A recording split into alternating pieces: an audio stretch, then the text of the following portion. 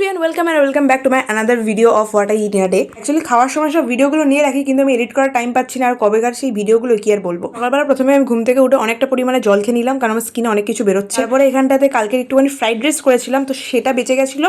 তো সেই fried rice আর মা সকালবেলা অসম্ভব একটা সুন্দর চিচিঙ্গার তরকারি করেছিল, তো সেটার কম্বিনেশনে একটা আমি সকালে ব্রেকফাস্ট কমপ্লিট করলাম। তারপরে আমার মাছ ভাজছিল, তো একটুখানি মাছ ভাজা খেলাম, 2 পিস মাছ ভাজা খেয়েছি। লাঞ্চে ছিল আলু সিদ্ধ, ঢেঁড়সের তরকারি, ভালো খাবার। এবং তার সাথে ছিল কি, চিংড়ি দিয়ে এঁচোড়ের তরকারি। চিংড়ি দিয়ে এঁচোড় একটা আলাদাই কম্বিনেশন ভাই। এটা হলে আমি তো এক থালা ভাত এটা দিয়েই খেয়ে নেবো, আমার আর কোনো কিছু লাগবে না।